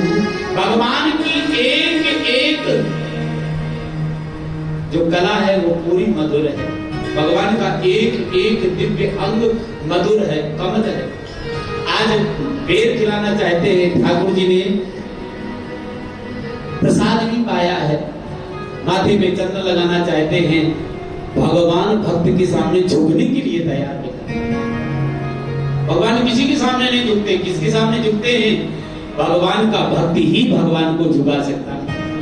जसोदा भैया से कन्हैया कहते हैं, भैया इस संसार में मोहे कोई बांध ना सके, अगर कोई बांध सकता है तो केवल मुझको मेरा भक्त ही बांध सकता है। बांध लेते हैं मुझे वो प्रेम की जंजीर से, इसीलिए इस धरा पर होता मेरा अवतार है। मुझको बांधने के लिए मेरा भक्त ही मुझको बांध सकता। आज नेत्र भर भर करके ठाकुर जी को दर्शन कर रहे हैं, कितनी सुंदर छवि है। और ठाकुर जी को जो सुंदर छवि का दर्शन किया है, आज आनंद आ गया है। ध्रुव जी महाराज निवेदन करने लग गए हैं और गाने लग गए हैं। काली कमली वाला मेरा यार है, मेरे मन का मोहन ये दिलदार है। काली कमली वाला मेरा यार है, मेरे मन का मोहन वो दिलदार है। ओ काली कमली वाला मेरा यार है, मेरे मन का मोहन वो दिलदार है। तुम मेरा याद है, मेरा दिलदार है। तू मेरा यार है, मेरा दिलदार है। ओए ओए ओए ओए, काली कमली वाला मेरा यार है, मेरे मन का मोहन जो दिलदार है। ओ काली कमली वाला मेरा यार है, हरि हरि बोल। मेरे मन का मोहन तू दिलदार है।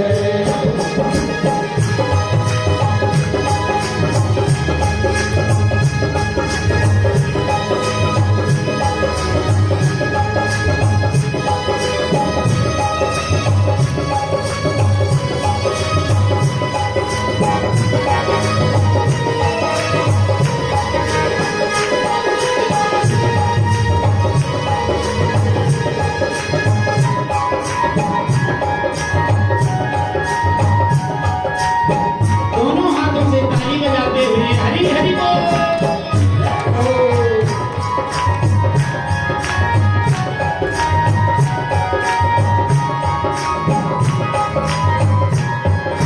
मनमोहन में तेरा दीवाना गाऊं, बस अब यही तराना गाऊं, बस अब यही तराना गाऊं, बस अब यही तराना। मनमोहन में तेरा दीवाना गाऊं, बस अब यही तराना गाऊं। बस अब यही तराना गाऊं, बस अब यही तराना। श्याम सलोने तू मेरा सरकार है, श्याम सलोने तू मेरा सरकार है।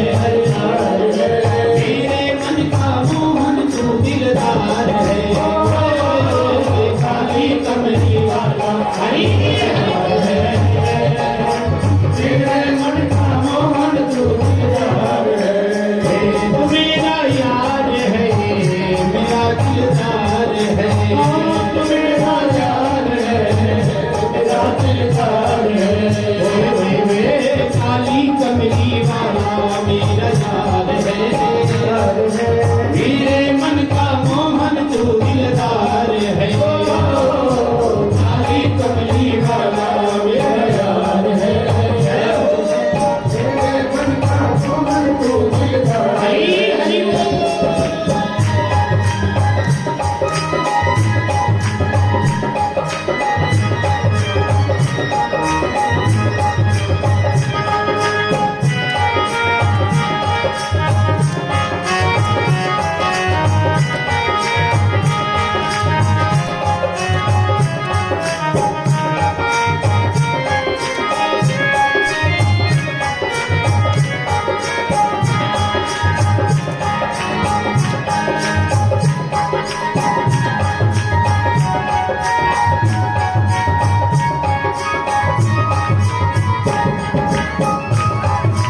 तू मेरा मैं तेरा प्यारे, ये जीवन अब तेरे सहारे, ये जीवन अब तेरे सहारे, ये जीवन अब तेरे सहारे। तू मेरा मैं तेरा प्यारे, ये जीवन अब तेरे सहारे। ये जीवन अब तेरे सहारे, ये जीवन अब तेरे सहारे। तेरे हाथ इस जीवन की पतवार है, तेरे हाथ इस जीवन की पतवार है। मेरे मन का मोहन तू दिलदार है। काली कमली वाला मेरा यार है, मेरे मन का मोहन तू दिलदार है। हरि हरि बोल।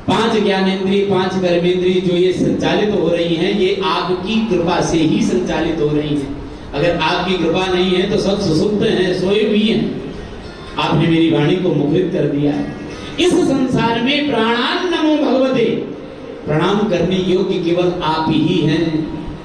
दूसरे के चरण कमलों में कहां प्रणाम करने जाए। भगवान की बहुत बड़ी स्तुति की। स्तुति करने के बाद में भगवान ने कहा, वरम ब्रूहि, मैं तुम्हारी तपस्या से प्रसन्न हुआ, तुम वरदान मांगो।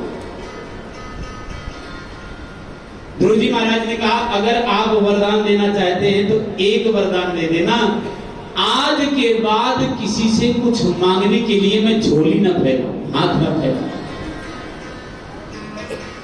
प्रातःकालीन जब सूर्योदय होता है ना, आप भी सूर्योदय के सामने, सूर्य के सामने खड़े होकर के हाथ जोड़ करके यही मांगिए, हे प्रभु मेरे हाथ मांगने के लिए जीवन में कभी ना उठे, जब हाथ उठे तो देने के लिए उठे, मांगने के लिए ना उठे।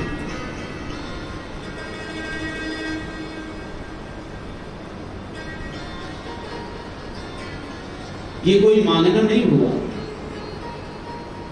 मेरा दर्शन अमोघ है, अक्षय है, कुछ ना कुछ तो मांगना पड़ेगा। तुमको कुछ शिकायत करनी थी, गुरु जी सोचने लगे, सौतेली माता की शिकायत तो करनी थी, लेकिन जब आप मिल गए त्रिलोकीनाथ तो अब सबकी शिकायत बंद। और कुछ कहना था? बोले नहीं। तुझे पिता की गोदी चाहिए थी, तो आज परमात्मा की गोदी में दे रहा हूं तुझे। तुमने अपना अमनिया मन मेरे चरणों में समर्पित किया है, तो मैं तुम्हारे नाम से एक लोक का निर्माण कर रहा हूं, जिस लोक में अभी कोई वहां पहुंचा नहीं है, न पहुंचेगा, केवल सिर्फ तुम ही रहोगे। ध्रुव लोक की रचना की है, और ध्रुव लोक की रचना करने के बाद में आज बड़े भाव से भगवान ने कहा, तुम्हें राज्य सत्ता चाहिए थी, तो 36,000 वर्ष का यह राज्य चक्रवर्ती सम्राट बना पूरी धरती का देता। ध्रुव जी महाराज को पूरी धरती का, पृथ्वी का 36,000 वर्ष का राज्य दे दिया। प्रेम से बोलो, जोर से बोलो, 36,000 वर्ष का दे दिया। कुछ मांगा नहीं। भगवान की, गुरुदेव की शरणागति में जाने के बाद में मांगना नहीं पड़ता, सब कुछ मिल जाता है।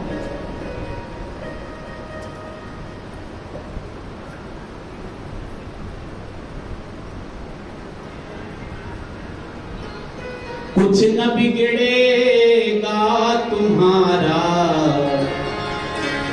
गुरु शरण आने के बाद, हर खुशी मिल जाएगी चरणों में झुक जाने के बाद।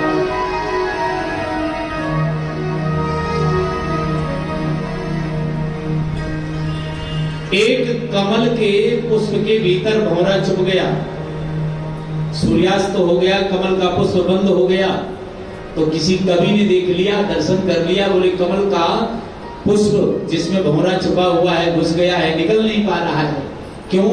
अरे वो भौरा तो कठोर से कठोर लकड़ी में छिद्र करके बाहर चला आता है, लेकिन इतने कोमल उस पुष्प को भेदन नहीं कर पाता। बोले उसकी सुगंध में इतना मस्त हो जाता है कि भेदन करना भूल जाता है।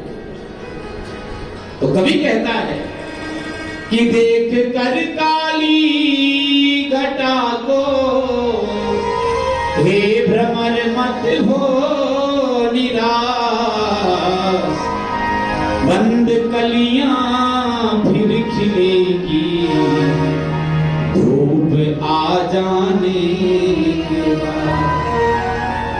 कुछ न बिगड़ेगा तुम्हारा गुरु शरण आने के बाद। ये एक ऐसी और है, जगह है, स्थान है, तपस्थली है कि जहां आने के बाद में फिर वहां केवल झुकना ही झुकना है, सब कुछ मिलना हो जाता है। बोलिए सद्गुरुदेव भगवान की जय। ध्रुव जी महाराज को सब कुछ मिला। ध्रुव जी महाराज ने दर्शन किए और दर्शन करने के बाद में आज वहां से चलने लग गए तो नारद जी महाराज को निवेदन कर रहे हैं, गुरुदेव आपने आनंद कर दिया, गुरु गोविंद दोनों खड़े काके लागो मान, बलिहारी गुरु आपने जो गोविंद दियो मिला। अरे सबसे पहले प्रणाम तो भगवान को ही करें, बलिहारी उन गोविंद की है जिन्होंने परमात्मा से हमको मिला दिया है, जोड़ दिया। संबंध कौन बताता है? गुरुदेव ही बताते हैं संबंध। ऐसा संबंध हमारा निर्मल प्रेम। आज गुरु जी महाराज आ रहे हैं, नारद जी महाराज पहुंच गए और जाकर के उत्तानपाद सुरुचि सुनीति को बता दिया, तुम्हारे 5 वर्ष के बालक ध्रुव को परमात्मा का दर्शन हो गया, दर्शन करने के बाद आज अपने नगर में लौट रहा है। उत्तम नगर नाम है, उस उत्तम नगर को दुल्हन की तरह सजाया है। चित्र पताकाएं लगी हैं, हाथियों को बहुत सुंदर अलंकारों से सुसज्जित किया गया है। चतुर्मुखी सेना लेकर के उत्तानपाद महाराज अपने पुत्र का स्वागत करने के लिए गए हैं। नगर के बाहर देखा, इतनी विशालकाय भीड़ लगी हुई है। गुरु जी महाराज समझ गए ये मेरी भीड़ नहीं है, ये भगवान की कृपा की भीड़ है। जा पर कृपा राम की होई, ता पर कृपा करे सब कोई। अरे दुनिया वालों को किसको किसको मनाओगे, किसको किसको बिगाड़ोगे? किसी को मत मनाओ, एक को मना लो। एक कौन है? बोले केवल गुरुदेव की कृपा से भगवान के चरण कमलों में ये माथा रख जाए, दुनिया सब झुकने लगती है, किसी को झुकाना नहीं पड़ता। दुनिया कृपा करती है, एक की कृपा मिल जाए। इसलिए एक घर में 2 भाई हैं, उनकी 2 बहुएं आ गई। 6-7 लोगों का परिवार हो जाता है, 6-7 लोग ही एक मति से नहीं चल पाती। इस नगर को क्या एक मति में किया जाए? लेकिन अगर एक परमात्मा के चरण शरण में अपना माथा रख दिया जाए तो पूरा नगर अपने ऊपर कृपा करने के लिए तैयार हो जाता है। प्रेम से बोलो, बड़ा आनंद आया। सबसे पहले ध्रुव जी महाराज ने सुरुचि को प्रणाम किया। क्यों? अरे माता, वास्तव में जीवन में अगर तेरे वो शब्द मेरे हृदय को भेदन न करते तो मुझे भगवान न मिले होते। इसलिए संत कहते हैं, न जाने किस पल किस क्षण किसका जीवन किस प्रकार बदल जाए कोई पता नहीं चलता है। आज आनंद आ गया है। उत्तानपाद महाराज ने ध्रुव जी महाराज को अभिषिक्त किया है, सिंहासन में बैठाया है, अपने माथे का मुकुट उतार करके बैठाया है और उसके बाद में स्वयं वन में चले गए हैं और वन में जाकर के भगवान की आराधना करने लग गए हैं। कुछ समय व्यतीत हो गया, कुछ यक्षों ने युद्ध में उत्तम को मार दिया। जब ध्रुव जी महाराज को पता चला तो ध्रुव जी महाराज धनुष में बाण चढ़ा करके गए और यक्षों का वध करने लगे। मनु महाराज आ गए। मनु महाराज ने कहा, भैया निरपराध यक्षों का वध न करो। इस संसार में कोई किसी को सुख नहीं देता है, कोई किसी को दुख नहीं देता है। प्रत्येक जीव अपने कर्म के फल स्वरूप सुख और दुख स्वयं भोगता है, कोई किसी को नहीं देता है। बंद कर दो, ये बंद कर दिया है। अपने पितामह की बात ध्रुव जी महाराज ने मान ली तो कुबेर जी आ गए हैं। कुबेर जी ने अक्षय भंडारण का सर्वदा के लिए आशीर्वाद दिया है। ध्रुव जी, आपने पितामह की एक बार में बात मान ली है, तुम्हारे इस राज्य से लक्ष्मी कभी खाली नहीं होगी, निरंतर नित्य बढ़ती रहेगी, भंडारे हमेशा बढ़ते रहेंगे। वहां से चले गए हैं।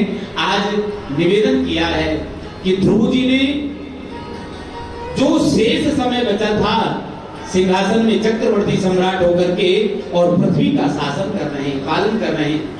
लेकिन ध्रुव भगवान को कैसे याद किए हैं? बोले ध्रुव जी ने ग्लानि पूर्वक याद किया है।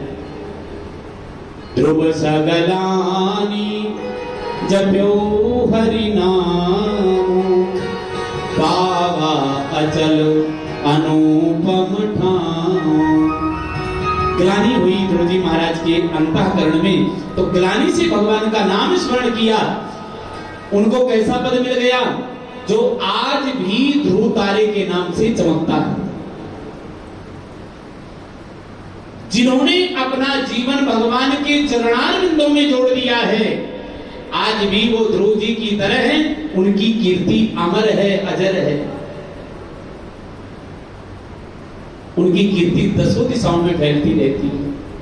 जिन्होंने जीवन में हरि शरण में बैठ करके तपस्या की है, आज भी उनकी कीर्ति अजर है, अमर है।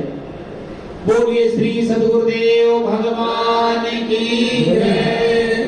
आज आनंद आ गया है। ध्रुव जी महाराज के 36,000 वर्ष पूर्ण हुए। ध्रुव जी महाराज के पास में भगवान का विमान आया। गणों ने कहा, चलिए आपका समय इस पृथ्वी पर पूरा हुआ, आप अपने धाम चलिए। भगवान ने आपके नाम से एक लोक का निर्माण कराया। ध्रुव जी महाराज ने जैसे परिक्रमा करके बैठने के लिए तैयार हुए तो मृत्यु आ गई। मृत्यु देवी हाथ जोड़े हुए है। भगवान के भक्त के सामने मृत्यु देवी को भी हाथ जोड़ना पड़ता है। इस मृत्यु लोक से सशरीर कोई नहीं गया है। पहले आप ऐसे भगवान के भक्त हैं जो सशरीर जा रहे हैं, इसलिए मेरा भी सम्मान करिए। बोले देवी चिंता मत करो, जिस विमान में मुझको बैठना है उस विमान की सीढ़ी बन जाओ, अपना माथा लगा। मृत्यु देवी बैठ गई है। ध्रुव जी महाराज ने अपना बायां चरण उस मृत्यु के माथे पे रखा है, विमान में बैठा है और जय जयकार हुई है। विमान चल पड़ा है। ध्रुव जी महाराज ने रोका, मैं अकेले नहीं जाऊंगा। जिस मैया ने मुझको जन्म दिया है उस मैया को छोड़ करके मैं अकेले कैसे जा सकता हूं? बोले चिंता मत करो, जिस मैया ने आपको जन्म दिया है, आप जैसे सुंदर सुपुत्र को प्राप्त करके मैया नरकों में नहीं जाएगी, वो तो आपके ही साथ में जाएगी। सामने विमान दिखाया, बोले जो विमान ये जा रहा है इसमें आपकी मां बैठी हुई। मैया को आज देखा तो आज आनंद आ गया।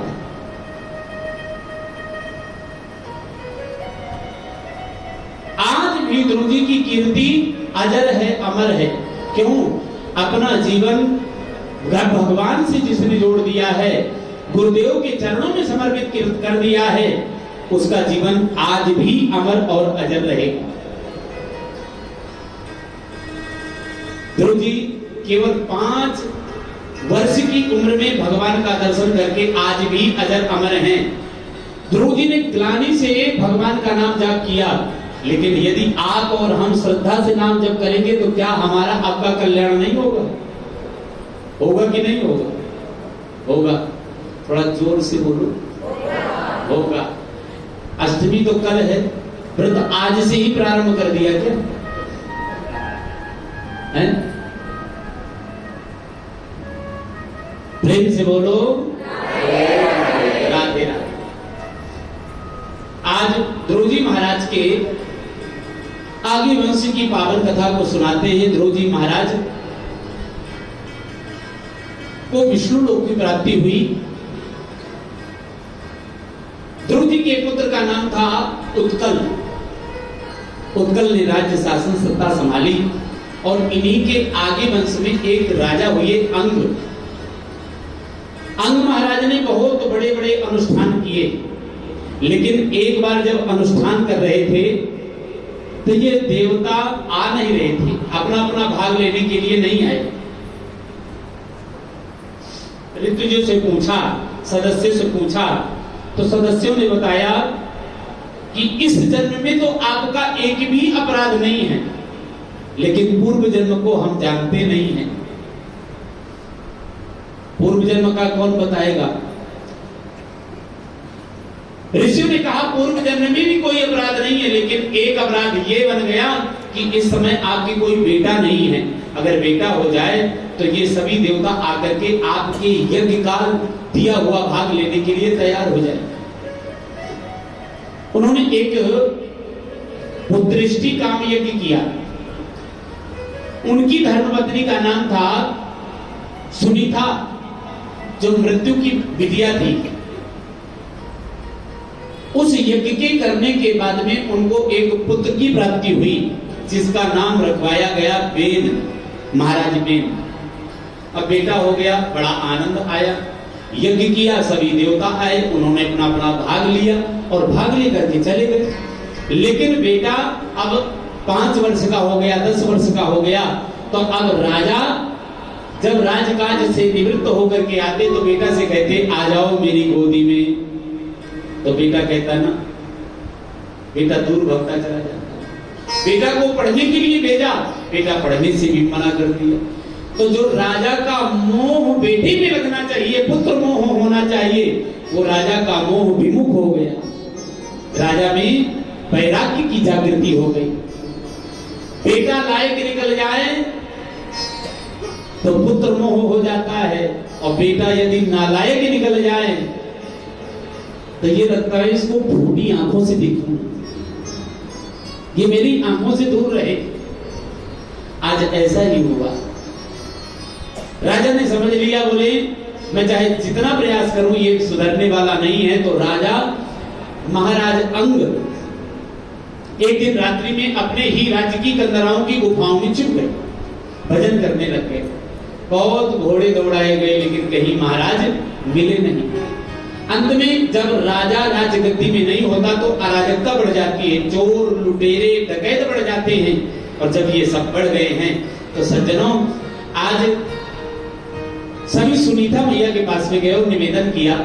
सप्तऋषियों के पास में गई मैया और बोले सुनो, इस समय राजा का पता नहीं चल पा रहा है, राजा कहाँ है, और चोर लुटेरे डकैत बढ़ रहे हैं, तो क्या किया जाए। बोले राजा का बेटा राजा होता है, उसको राजा बना दिया जाए। महाराज बेन को राजा बना दिया गया, और जैसे ही बेन को राजा बनाया गया तो जय जयकार करने लग गए, बेन महाराज की जय, बेन महाराज की जय। तो उन्होंने घोषणा करवा दी राजा ने कि न यस्तभ्यं न दातभ्यं न होतभ्यं द्विजाः क्वचित् इति न्यवारयत् धर्मो भेरी घोषेण सर्वसः। पूरे राज्य में भेरी बजवा दो, दुंदुभी बजवा दो और घोषणा कर दो, आज के बाद कोई दान नहीं देगा, कोई दान नहीं लेगा, कोई यज्ञ नहीं करेगा, कोई हवन नहीं करेगा।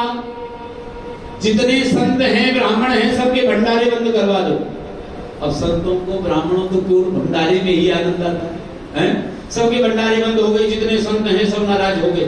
तो ऐसा राजा हमने आज तक नहीं देखा है। राजा तो बहुत ही किए हमने, संतों ने बहुत मनाने की कोशिश की है, सब कुछ बंद करवा दो, लेकिन भंडारे तो खोल दे, कोई किसी की बात सुनने नहीं जाएगी। अब राजा की आज्ञा हो गई, कोई बात नहीं। देवता भी स्वाहा स्वाहा, जब हम अग्नि में उनके भाग को स्वाहा स्वाहा करके डालते हैं, वो अपना भाग अग्नि देव उनको पहुंचाने जाते हैं, उनको मिलता रहता है, वो भी बलवान रहते हैं। जब उनका भाग मिलना बंद हो गया तो वो भी बलवान अपना रहने लग गए, वो भी चिंतित हो गए। लेकिन संत ऋषियों ने जाकर के बहुत समझाया, राजा ये सब तुम चीजें बेकार कर रहे हो, अपने राज्य में धर्म करवाओ, अपने राज्य में दान देने दो, दान लेने दो। मुझे सब कुछ मालूम है, राजा भगवान होता है और भगवान ने कह दिया वो कह दिया। ये उस समय बने हुए भगवान थे और आज भी न जाने कितने बने हुए भगवान घूम रहे हैं। बोलो राधे राधे। आज भगवान ज्यादा पैदा हो रहे हैं, भगत कम पैदा हो रहे हैं, इतने भगवान पैदा हो रहे हैं, लेकिन भगवान सबका कल्याण करे। तात्पर्य क्या? बोले जब ये सब बंद हो गया तो सब ऋषियों ने हुंकार मात्र कर दिया, उसका शरीर छूट गया। एक नौका में सजा करके अपने पुत्र के उस शव को तेल में सुरक्षित रखवा दिया। अब फिर से राजा के राज्य में राजा नहीं है, अराजकता बढ़ने लग गई। तो सब ऋषियों ने कहा इसके शरीर का मंथन करो। अब मंथन किया, और जब मंथन किया है तो उनके दाहिने अंग से पृथु महाराज और वामांग से अर्ची महारानी का प्राकट्य हुआ। बोलिए पृथु भगवान भगवान की। पृथु महाराज अभी किसी प्रकार का कोई कार्य नहीं किए हैं, लेकिन सब लोग जय जयकार करने लग गए। पृथु महाराज ने कहा, सुनो, मेरी जय जयकार न करो, अभी मैंने कोई काम ऐसा नहीं किया है कि जिसके कारण मैं इस यश का पात्र बनूं। पूरी प्रजा को बुलाया, आप सब लोग आनंदित हैं? जी महाराज, सब लोग आनंदित हैं। आज सबको राजा ने कह दिया, अपने अपने घर जाओ, खूब यज्ञ करो, दान दो, दान भंडारा करवाओ और खूब ब्राह्मणों को जिमाओ, संतों को प्रसाद दबाओ, खूब दक्षिणा दो। बोले देखो भैया, राजा तो ये है, इनके कुल में पहले एक राजा था, सब कुछ बंद करवा दिया था, लेकिन राजा तो ये है, सबसे कह रहा है व्रत करो, उपवास करो, दान दो, दान लो, सबको आनंदित कर दिया। तीसरे दिन यही प्रजा महाराज पृथु के पास में पहुंच गई और पहुंच करके निवेदन करने लग गई, महाराज त्राहिमाम त्राहिमाम त्राहिमाम। क्या हुआ? बोले इस पृथ्वी ने अन्न देना बंद कर दिया। अच्छा, लेकिन 3 दिन पहले तो मैंने आपसे पूछा था। बोले हम संकुचित होकर के आपसे कह नहीं पाए। आज धनुष में बाण चढ़ाया और एक अश्व में सवार होकर के इस पृथ्वी का पीछा करने के लिए दौड़ पड़े। ये पृथ्वी डर गई, कांपने लग गई और गैया का रूप बना करके दौड़ने लग गई। हे वसुदेव तुम वधिष्यामि, हे पृथ्वी रुक जा, नहीं तेरा मैं वध कर दूंगा। आज पृथ्वी कांपने लग गई, गैया के रूप में कांपने लग गई। मारियो मत, मैं तो आपको पाकर के सनाथ हो गई। जब जीवन में दुख होता है तो लोग आपकी शरण में आते हैं। आपकी शरण में आने के बावजूद भी यदि आप मेरा हनन कर दोगे, वध कर दोगे, तो मैं किसकी शरण में जाऊं? मेरा वध मत।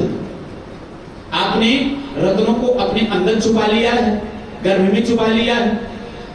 बोले इस धरती में एक बेन नाम का अत्याचारी राजा हुआ, आतताई राजा हुआ, जिसने सब यज्ञ, जान, जब तब हवन, पूजा, भंडार सब कुछ बंद करवा दिया। इसलिए जितने रत्न थे सबको मैंने अपने गर्भ में छुपा लिया। अगर आप मेरा दोहन करो तो सभी रत्नों को आप दूह लीजिए। बृहस्पति को बछड़ा बनाया है और इंद्रिय रूपी पात्र में बहुत सुंदर वेद रूपी दूध दुआ है।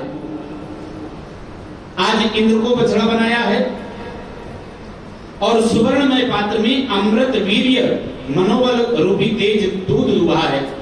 दैत्य और दानवों में असुर श्रेष्ठ प्रहलाद जी को बछड़ा बना करके लोहे के पात्र में मदिरा रूपी दूध दुहा है।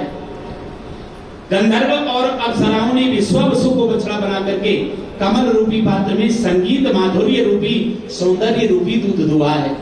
श्राद्ध के अधिष्ठात्र महाभाग पितृगण ने आर्यमा नाम के पितृश्वर को बछड़ा बनाया और मिट्टी के कच्चे पात्र में श्रद्धा पूर्वक कव्य नामक दूध दुहा है। फिर कपिल देव जी को बछड़ा बना करके आकाश में, आकाश रूपी पात्र में सिद्धों के लिए अणिमादि अष्ट सिद्धियां तथा विद्याधरों ने आकाश गमनादि विद्याओं को दूध दुहा है। किंपुरुष आदि मायावियों को, मैदानों को बछड़ा बना करके अंतर ध्यान होना, विचित्र रूप धारण करना आदि संकल्पमयी मायाओं को दूध रूप में दुहा है। भूत, प्रेत, पिशाच सब इस सृष्टि में जितने चराचर हैं, जीव जंतु, सबने दोहन किया है पृथ्वी से और देखते देखते यह पृथ्वी हरी भरी हो गई। जगत जननी मैया की सब जय जयकार करने लग गए हैं। आज खूब हवन चलने लग गए। हवन की सुगंधियां द्रव्यादि पदार्थों से युक्त हो गई। बड़े बड़े महर्षि ऋषियों को दान देने लग गए। आज जहां देखो वहीं मंगल गान होने लग गए हैं, देवताओं की जय जयकार होने लग गई है। तो आज वह नगर बड़ा आनंदित हो गया है। ग्रामान पुरः पत्तनानि दुर्गाणि विविधानि च घोषान् व्रजान् सशिविरान् आगरान् खेटवर्धनान्। अनेकों गांव, कस्बे, नगर, दुर्ग, अहीरों की बस्तियां, पशुओं के रहने के स्थान, छावनियां, किसानों के गांव, पहाड़ों की तलहटी के गांव बसाए और पृथ्वी तल में सब आनंदित होकर के और बड़े भाव से रहने लग गए। महाराज पृथु ने मन में विचार किया, अब मेरी यह प्रजा सकुशल आनंद में है, तो जब घर में धन बढ़ जाए तो जीवन में यज्ञ करना चाहिए। प्रेम से बोलो। अगर घर में धन नहीं है तो किसी से उधार लेकर के नहीं, ऋण लेकर के कोई यज्ञ यागादि नहीं करना चाहिए। लेकिन अगर घर में धन बढ़ गया है तो यज्ञ करना चाहिए। यज्ञ करने से क्या होगा? बोले यज्ञ में जो धुआं होता है, जैसे जैसे धुआं जाता है वैसे वैसे भक्तों की ख्याति फैलती है, यश फैलता है, नाम फैलता है। आज अश्वमेध यज्ञ करना प्रारंभ कर दिया। 99 अश्वमेध यज्ञ श्री पृथु महाराज ने किए। 100वां अश्वमेध यज्ञ करने लग गए तो इंद्र घबरा गया। जो अश्वमेध यज्ञ का घोड़ा था उसको चुरा करके इंद्र चला गया। गुप्तचरों के द्वारा जब पता चला कि जो यज्ञ का पशु है इंद्र चुरा करके ले गया है, तो इंद्र को मारने के लिए धनुष में बाण चढ़ाया, दौड़ पड़े। और जैसे ही दौड़ने के लिए तैयार हुए, थोड़ी ही दूर गए थे, उनकी यज्ञशाला में नारायण चतुर्भुज स्वरूप में प्रकट हो गए। बोलिए नारायण भगवान की जय हो। दोनों हाथ जोड़ करके पृथु ने धनुष बाण रख दिया है और भगवान नारायण की बहुत सुंदर स्तुति करने लग गए हैं। वरान विभोद्वदेश्वरा कुदा कथम प्रणीते गुण विक्रियात्मना ये नारकाणामपि सन्ति देहिनां तानि से कैवल्यपते गणेन च। हे मोक्षपति भगवान, आप वर देने में सामर्थ्यवान हैं।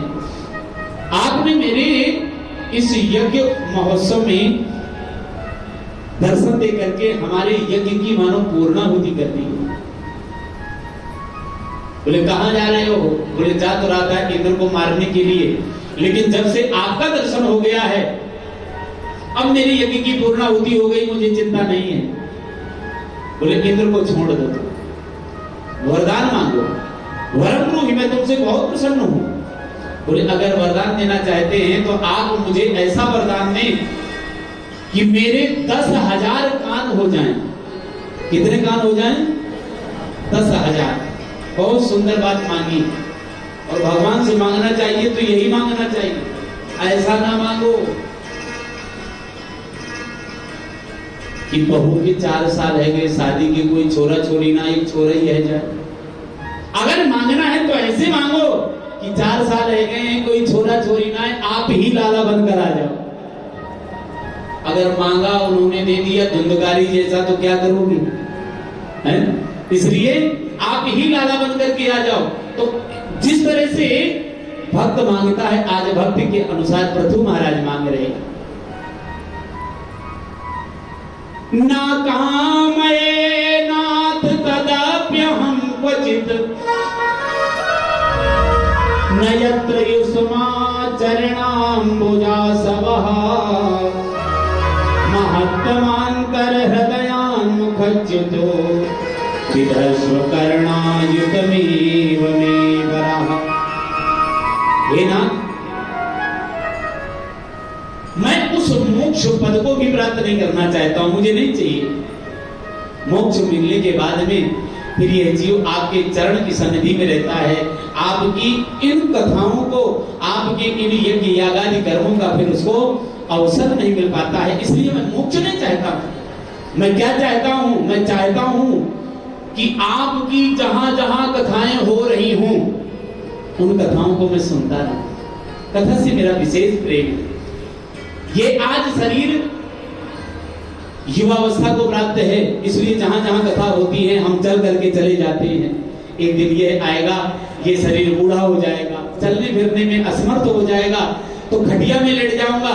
हे प्रभु, जिस दिन मैं खटिया में लेट जाऊंगा उस दिन आपकी कथाओं को सुन नहीं पाऊंगा। इसलिए आप मुझे 10,000 कान दे दीजिए कि यहां से अगर 50 कोस तक आपकी कहीं कथा हो रही होगी तो लेटे लेटे आपकी कथाओं को तो सुन लिया करूंगा। मुझे और कुछ नहीं चाहिए आपसे। आपके शरीर में कान ही कान हो जाओगे। बोले आप सब कुछ करने में समर्थ हैं। आप मेरे इन 2 कानों में 5-5 हजार कानों की सुनने की शक्ति भर दो। मुझे कान नहीं चाहिए, कान के सुनने की शक्ति ही दे दो। आज ठाकुर जी ने 10,000 कानों की शक्ति सुनने के लिए दिए हैं और दे करके आज वहां से अंतर ध्यान हो गए हैं। सभी प्रजाजनों के साथ में बड़े प्रेम से पृथु महाराज ने दर्शन किया है। राजा महाराज पृथु ने पूरी प्रजाजनों को बुलाया है और सबको निवेदन किया है, सभ्या शरणु भद्रम वा साधवो यज्ञागता। मेरे इस यज्ञ उत्सव में जितने भी सज्जन संत वृंद भक्त आए हैं, मेरी एक बात सुनो। जिज्ञासु पुरुषों को चाहिए कि संत समाज में अपने निवेदन का निश्चय करे और भगवान की जप करे, भगवान के तप करे, संतों की चरणों की सेवा करे, यज्ञ याग आदि करे और दान दे और ब्राह्मणों को संतों को जुमावे। इसी में जीव का कल्याण है। प्रेम से बोलो। सबको सुनाया, सब जय जयकार करने लग गए हैं। भैया राजा तो बहुत देखे लेकिन ऐसा राजा कभी नहीं देखा जिस राजा के कारण प्रजा को भगवान का दर्शन हो गया। आज सबको दर्शन देने के बाद में वहां से यज्ञ की पूर्णाहुति करते हैं। इंद्र शर्मिंदा हो गया, यज्ञ पशु लेकर के आज पृथु महाराज को देते हैं। यज्ञ की पूर्णाहुति हुई, सब अपने अपने घर चले गए। सनातन सनत कुमार आए हैं, पृथु महाराज को बहुत सुंदर उपदेश दिया है और उपदेश देने के बाद में पृथु महाराज ने पूरी संपत्ति, राजपाट, वैभव सब कुछ सदगुरु भगवान के चरणों में समर्पित कर दिया। सनत कुमारों ने कहा, राजन ये हम लेकर के क्या करेंगे, लेकिन आज से ये तुम्हारा नहीं है, ये हमारा है। हमारी कृपा से तुम इसके मुनि बन करके और लालन पालन करना। आज के बाद ज्यादा खर्च ना करना। अगर खर्च करना है तो संतों की सेवा में करना, भगवान की सेवा में करना, बाकी अव्यवस्थित धन को ना करना। इस शरीर को प्राप्त करने के बाद में एक ही कारण होना चाहिए, दूसरा कारण नहीं होना चाहिए।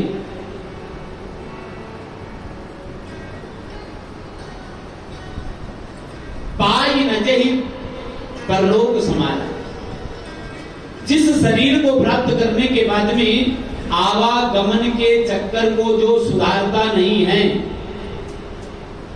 वो 84 के चक्कर में जीवन भर घूमता रहता है और जब तक सृष्टि रहती है तब तक घूमता रहता है।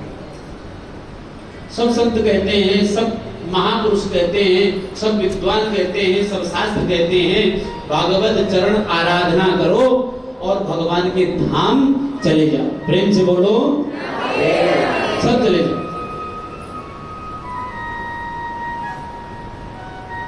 नारद जी गृहस्थ आश्रम देखने के लिए कभी कभी चले जाते थे तो एक दादाजी को देखा, बड़े वृद्ध थे। बोले, भैया चलो तुम्हारा समय पूरा हो गया, अब चलो शिव जी के पास चलो, वहां आनंद से एसी में रहना। बोलते रुक जाओ, ये जो छोटा लाला है ना, इसकी शादी हो जाए और बस पुत्र वधू आ जाए, एक बार उसके हाथ की रोटी खा लूं, इसके बाद चलूंगा। ठीक है, जीव की कामना है और जैसी कामना है वैसे उसको मिल जाता है। आज बड़े प्रेम से उसका विवाह भी हो गया कालांतर में। समय आने पर विवाह के बाद में उसके हाथ की रोटी भी खा ली। तो नारद जी फिर से 2 साल बाद आ गए। बोले, अब तो ब्याह है गयो, अब तो रोटी भी खा ली, चलो अब चलो। वो वृद्ध दादाजी बोले, एक बात बताऊं, ये अभी नए नए हैं, नई बहुएं आई हैं, इनको पता नहीं है कौन सामग्री कहाँ रखी है। इतनी लापरवाही हैं, घर में कुत्ते घुस जाते हैं, कोई इनको बाहर नहीं निकालता। सब सामान, कम से कम बूढ़ा हूं, डंडा लेकर के दरवाजे में बैठा रहूंगा, कम से कम कुत्तों को तो मारता रहूंगा। नारद जी बोले, कोई बात नहीं। 5 साल बाद नारद जी एक बार फिर आए। अब वो बाहर डंडा लिए भी नहीं बैठा है। नारद जी ने पूछा 2-4 आदमी से, यहाँ दादाजी बैठे रहते थे डंडा लेकर के, वो कहाँ है? अरे बोले, वो तो गए। अच्छा गए? नारद जी ने नेत्र बंद किया और देखा कि कहीं नहीं गए। जो सामने वो कुत्ता बना बैठा हुआ है, कुत्ता, वो काला काला सा, वो वही दादा है, कुत्ता बन करके आ गया। कुत्ते के पास में नारद जी गए, बोले, अब तो कुत्ता बन गए हो, चलो। नारद जी के कान में कहा, सुनो, तुम मुझे बेवकूफ नहीं बना पाओगे। मैं जानता हूं मैंने इस घर गृहस्थी को कितनी परेशानियों से कितना खड़ा किया है। ये कितने अवहेलना पूर्वक रहते हैं। जिस दिन मैं यहां से चला जाऊंगा उस दिन मेरा घर लुट जाएगा, अभी नहीं जाऊंगा। बोले ठीक है, कुछ दिनों बाद आऊंगा। 5 साल बाद नारद जी फिर से आए और देखा वो कुत्ता भी नहीं। नारद जी ने नेत्र बंद करके देखा तो अपने ही दरवाजे की नाली में कीड़ा बना हुआ पड़ा हुआ था। बोले अब तो कीड़े बन गए हो, कितनी ये बुरी जगह है, अब तो चलो। तो वो कीड़ा बोला, नारद जी एक बात बताओ, इस संसार में मैं ही मिला हूं, मेरे पीछे लग गए हो तुम? अब चलो, अब चलो, अब चलो, अब चलो। अरे मुझे ये बुरी जगह है, मैं कीड़े की योनि में आ गया हूं, कीट बन गया हूं। लेकिन जब मेरे बच्चे ये बहुएं बाहर आते जाते निकलते हैं यहाँ से, उनके मुख को देख करके मुझे बड़ा आनंद आता है, संतोष आता है। तो संसारी जीव को तो आता ही आता है संतोष, वो छोड़ नहीं सकता है किसी भी स्थिति में। लेकिन जिस दिन छूट जाएगा उस दिन उस परम प्रभु परमात्मा से प्यारा भी कोई उसका रहेगा नहीं, उसका सब कुछ वही हो जाता है। इसलिए मानव शरीर प्राप्त करने के बाद में अगर साधन नहीं किया और साध्य नहीं किया और उस साध्य को ढूंढा नहीं तो ये शरीर पाना व्यर्थ हो गया। साधन धाम मोक्ष कर द्वारा, पाई न जही परलोक समारा। जिसने मनुष्य शरीर पाने के बाद में फिर कोई प्रयास नहीं किया, उसके लिए तो फिर बारंबार ये संत ऋषि मुनि सब बारंबार निवेदन करते हैं और उनके लिए कहते हैं,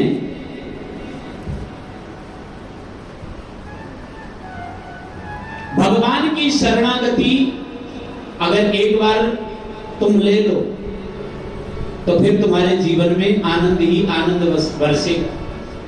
जिस तरह से पृथु महाराज ने सबको भगवान के चरणों का ठिकाना बताया है, तेरे चरणों में मेरा ठिकाना रहे। सभी प्रार्थना करें सद्गुरु भगवान के चरणों में आपका और हमारा ठिकाना हमेशा बना रहे। तेरे चरणों में मेरा ठिकाना रहे,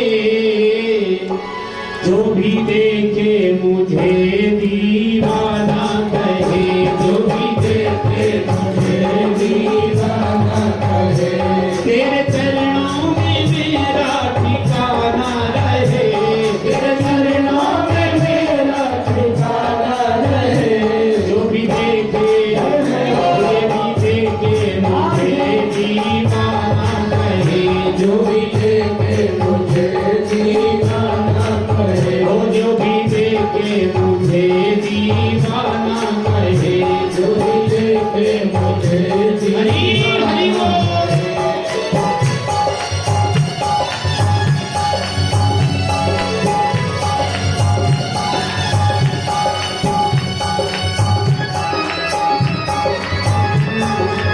दीवाना कहे।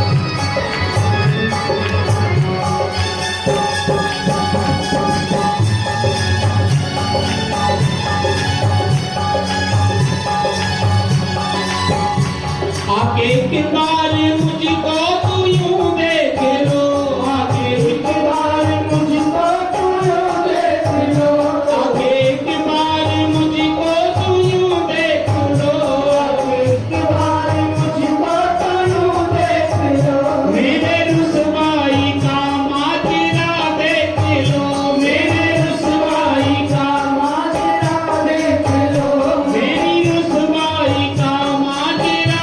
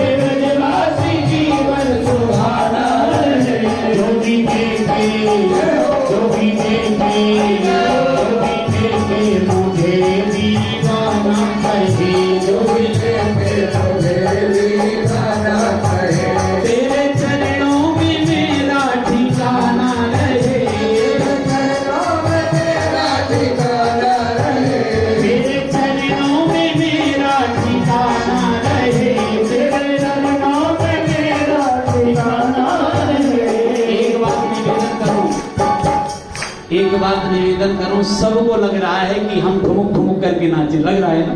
तो सब 2 मिनट के लिए खड़े हो जाओ। जो भी देखे मुझे दीवाना कहे, जो भी देखे मुझे दीवाना कहे, जो भी देखे मुझे